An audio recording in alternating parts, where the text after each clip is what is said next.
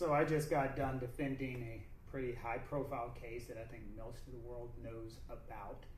And a lot of folks have been asking a lot of questions, and usually I don't talk about the cases, but in this situation, given the negative attention and the vitriol and the racist threats and the death messages that myself and my family, I thought I'd address some things. And one of the biggest ones people have asked me is, why would you take on this representation? Now, first, I've been practicing law for 25 years. Here recently and shortly, and actually throughout that entire time, I've represented 3 African American males who are accused of raping a little white girl. I have represented an individual who was accused of killing a person, folding his body and sticking him in an abandoned building in Florence, South Carolina. I represented a young lady who was accused of killing and drowning her newborn baby. I have represented countless individuals who have been accused of criminal sexual conduct, countless individuals who have been accused of child pornography. I represent an individual in Florence who was accused of murder, killing his rival along with his wife, who was also in the car. So there have been countless individuals who I've represented in the past, and so when someone says, why did you take this case? I don't judge. God judges. If you pick and choose who are you going to judge in your cases, it makes you ineffective of what you're doing. And so people say, why this case? Well, why not any of those ones with the outrage that has come forth? As criminal defense attorneys, we represent the Constitution, we represent individuals.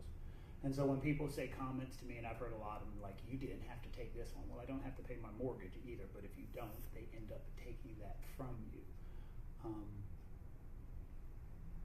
When the individual came to me and requested representation, that's the second thing. Oh, you're just a token. You were just put on the team because you're black.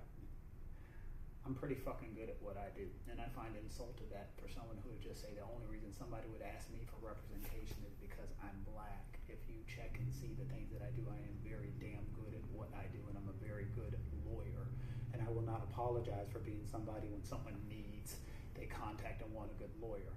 And the assumption is, which I hate, when someone says they want the best lawyer, by saying that you're saying the best lawyer can't be African American. That's disappointing on our parts. As far as the legal defense, when a person comes to us and says the following sentence, look, a gun was pointed at my son, I thought he was going to die, so I fired and shot. That was the legal defense. There was nothing creative, there was nothing tricky, there was nothing fancy. That was the legal defense. Nothing was hidden. I don't want people to say there was all this great stuff. That was the legal defense. This was presented to a jury of 12 individuals, 7 of which were minorities, who heard that legal defense and said, yeah, that makes sense. I didn't create those facts. I'm also hearing, finally, probably most importantly, that that people are saying we need to boycott Sean Kent. I'm not fucking Target. I'm not TJ Maxx. You're going to boycott me, and then someone says we're going to boycott him and we're going to take our problems to a white lawyer. Okay, yeah, that'll show me that we don't need him. Well, enjoy jail, enjoy prison, boycott me if you will, but I will constantly and always fight for what's right. People sending the messages, and there have been some there have been some creative messages. I guess the number ones is that you have no eyebrows and stuff like that, which I know is true. So there have been some very creative messages, but there have also been some insulting ones, and there's been a lot of people who have requested phone calls, and I've talked to them. If somebody sends me a message and it's nice and polite and say, I just disagree with what you do, I've picked up the phone and I've talked to them, because I do think a system works better if you have an actual intelligent conversation. I do think there are problems with the way, and let me make this clear. The state of South Carolina did everything that they needed to do in this case. They tried their damnedest to present the case that they wanted to present. There's some very good lawyers in that office who I respect tremendously, and I know they're getting a lot of hate also, which I think is unfair, because they do what they have to do, as do we, and that's what makes the system work. If we do not fight for everybody equally, then the system fails and stops to work. I hate it, and I hate it for the young man's family. I hate it for Cyrus's family. I hate it that a young man died. I 100% do. Prosecutor said some stuff that there's a lot of things he is not going to be able to experience in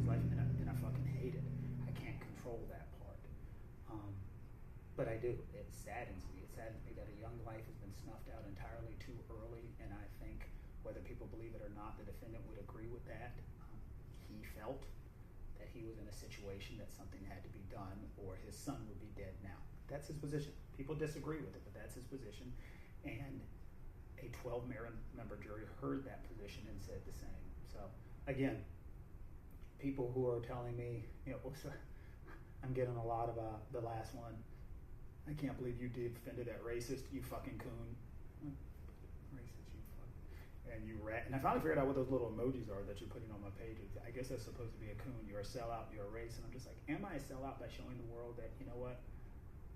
I'm really good at what I do, and I'm going to fight like crazy for you or for anyone else. And so all of the threat messages and all the other situations, I hope down the road, if you need a lawyer, someone is there for you, and you get a really damn good lawyer, the best one you can be. And I hope someday we get to the point in our society where we say the best lawyers in the world have to be white and not necessarily black or people of color. We start to realize that good lawyers come in all shapes, sizes, and colors. And this is the task that we have chosen. This is the job we have chosen. This is the obligation that we have taken on, and this is one that I'll take on. I hate it though. I hate the hate, and I hate the fact that we cannot look past and realize that sometimes people can be good lawyers and still good people. So maybe we'll do a live if anyone thinks that's necessary. And by the way, put your hate comments. Tell me how much of a piece of shit I am. Tell me how bad my eyebrows, my big teeth, all the other stuff. I'm fine. Put those down there. Say all the nasty stuff you want to say. But maybe it would be interesting to have a Instagram or Facebook Live where we can take questions so people can ask questions, because there is a lot that the world doesn't know. There's a lot that we don't know about Cyrus, Rick Chow. There's a lot that we do not know about these individuals, but if there's people who have questions about the case and the legal defense and why we did the things that we did, I'll happily answer